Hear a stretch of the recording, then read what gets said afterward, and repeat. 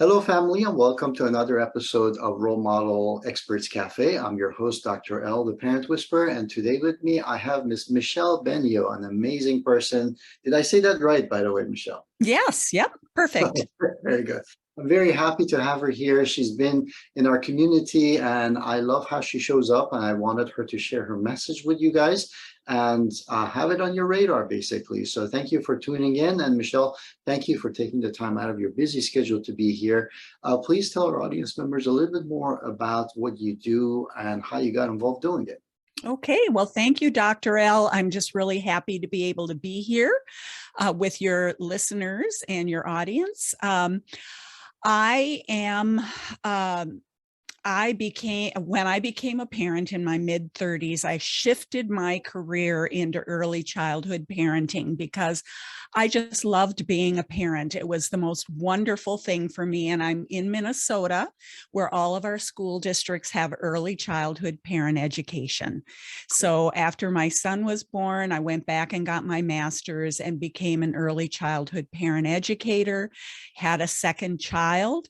I was starting this work and had my two children, my little girl with her big brother, and thought my world was perfect.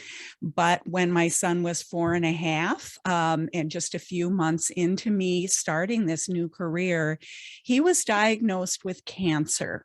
And so we had this beautiful dream life that I was just loving, totally upended by this diagnosis. My daughter was 15 months, he was 4.5. Wow. And we walked through this journey of his cancer, which changed everything about early childhood. There were so many things we had to be mindful of that just were not on my radar before that. And things that, even though I'd gotten my master's and had this licensure, things that frankly I wasn't really well equipped for. And after 2.5 years of this really challenging journey, my son died, and his sister was 3.5. And she actually, at that tender age, said to me, "Mommy, half of me is gone." Wow. And so she was able to articulate just the devastation of sibling loss, even at this very early age. And I was focused on, life for children of this age and just the significance of everything that happens in their sense of identity and their brain development and just their sense of who they are. And I knew that that statement from her really was a true statement, that part of her identity had been torn away. And it was not okay with me. And so I thought, okay, I need to do something about this. And I was not, and I should say this was 20 years ago. She's now 25. It was actually 22 years ago. And at the time, we didn't have the internet like we do now. There just were not sources for me. And so I knew, being the educator that I was, that when I figured it out, I was going to have to share it. And I had no idea that it really would take me through her growing up for me to be able to step out and help other families. So now for the last few years, I have been doing my offering of good grief parenting and just sharing with parents of young bereaved siblings all that I've learned about sibling loss and sibling grief, and just how important it is in those early developmental years. Michelle, thank you for your braveness and sharing your message. Thank you for stepping forward as a leader and taking action on what most people would call a loss and a devastation, that you have actually created something out of it. So I appreciate you doing that. And also, one of the other things that I wanted to bring to the attention of our parents is, many times when we have such diagnoses, the focus totally shifts, the family dynamics totally shifts to care for the person that has the diagnosis. And there is other relationship issues that come about as a result as well, that impacts the rest of the family. So it's quite pervasive as far as the impact that happens. So absolutely. So it's challenging in every way, whether it's relationships, it's for the individual that's directly affected by this, and so on and so forth. Mhm. So in your experience, having dealt with such situations, what are the typical concerns that you see parents come to you, or people come to you with, as far as where to start? I know support is a big factor in all of Mhm. this, but what are the typical complaints? I know there's also emotional stuff. So Yes. where do you begin with all of that? Well, that's a really good question, because I'm not beginning where I way back, 22 years ago thought I was going to begin with, which was with the parenting piece. I was a parenting expert. I was recognizing her needs as an early childhood age child.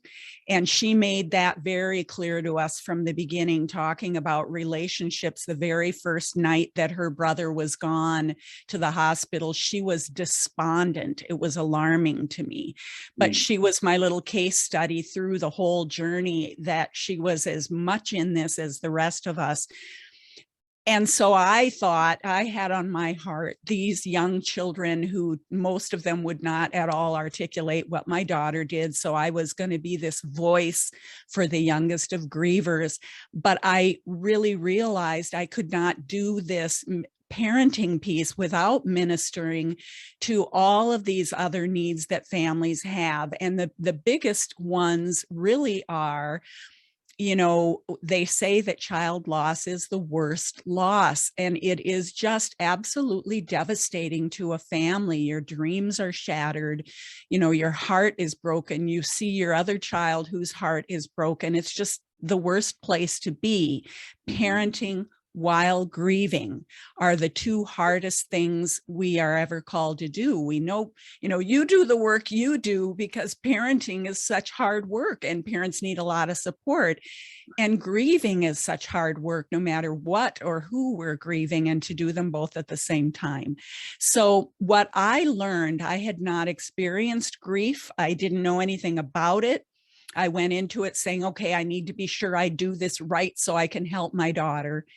And I learned that there really isn't a right way to do it. A lot of what I learned about grief was what made me able to heal. So with families, I start with, that devastation. How am I possibly going to move forward from this? This is not what I wanted for my family. What do I do now? How do I parent while I'm grieving? And then this young child, how do I make sure they're okay? What am I supposed to do? I can't be the parent that I thought I was going to be, because now I'm a broken parent.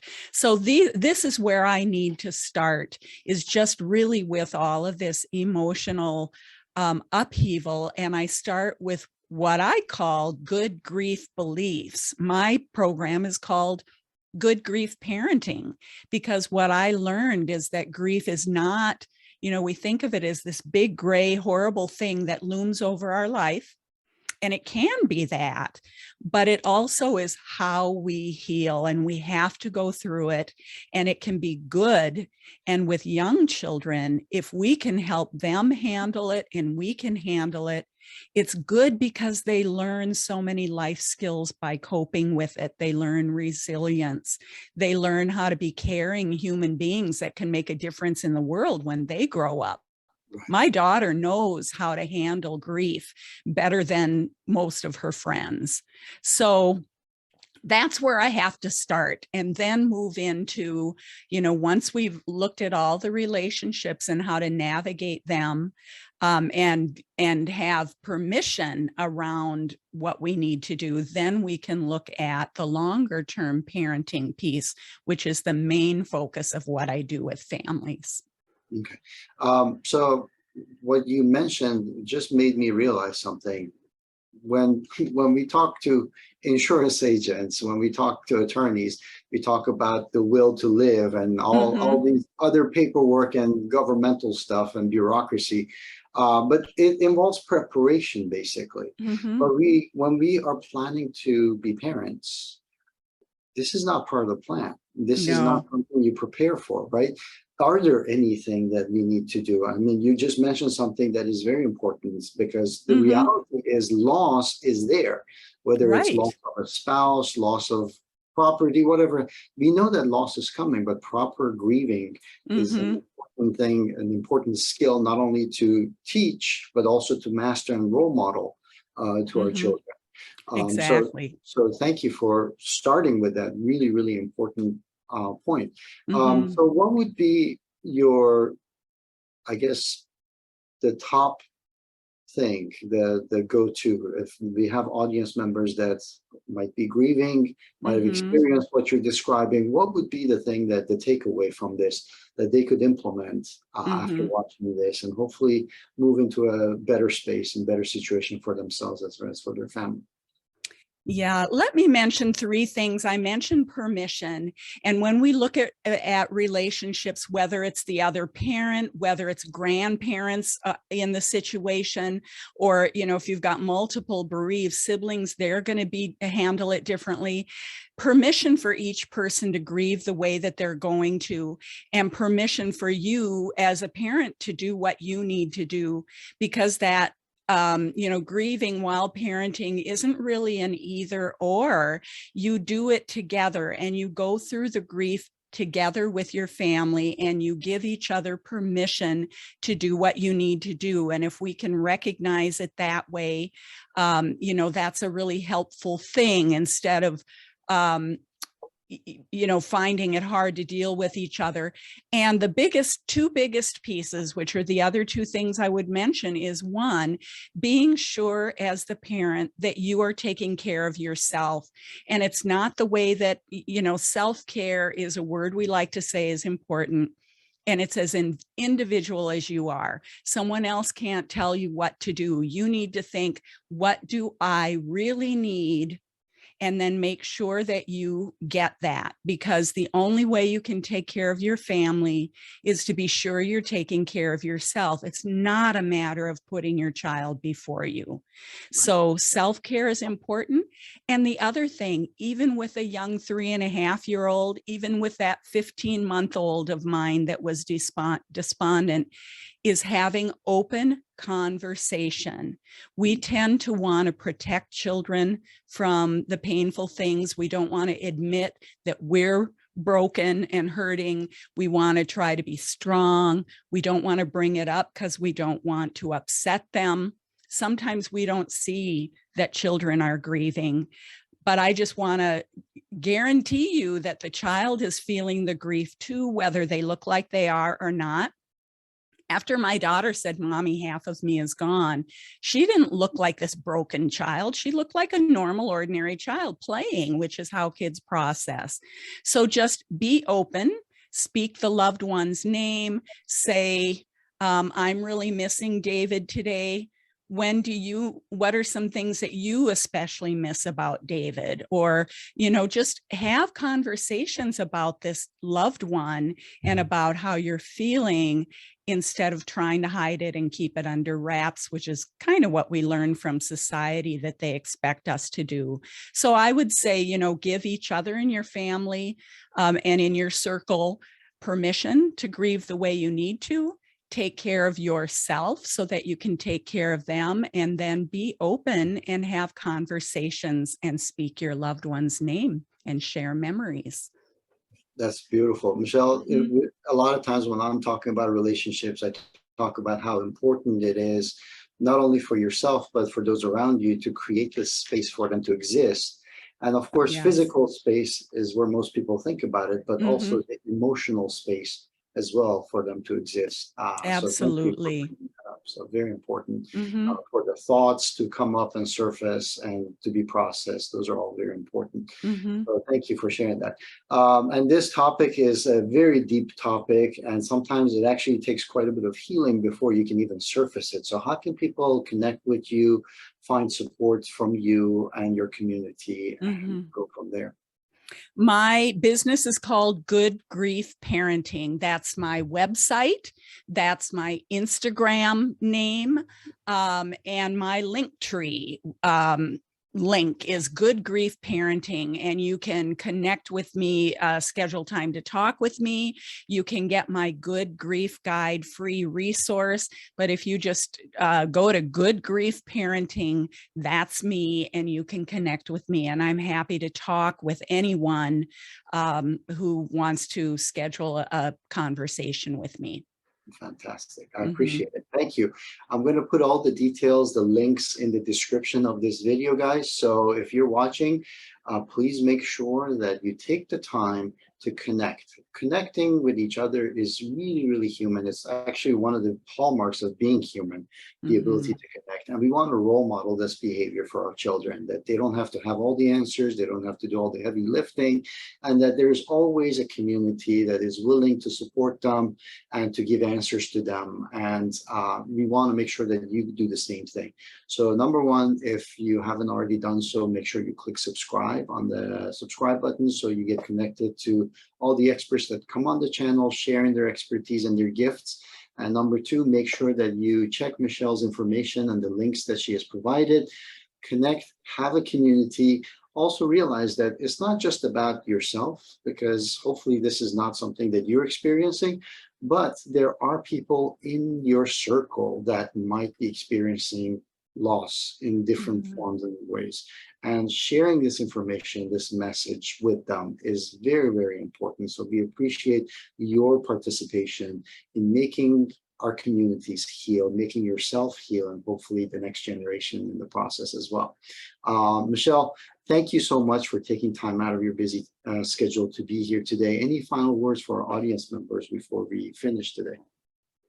Just really the thing I like to leave parents with is to trust your own wisdom, because with grief, we really can just, as I did, worry about doing it right. And that can really kind of paralyze us. And you have a lot of innate wisdom. Just trust it, be willing to rest on that, and not let others make you feel like you don't know what you're doing, because as a parent, you have a lot of wisdom. So trust that. I love it. I love it. Thank you so much. We'll see you in the future episode. And Michele, I'll see you in our circles. Cheers. Thank you so much, Dr. L.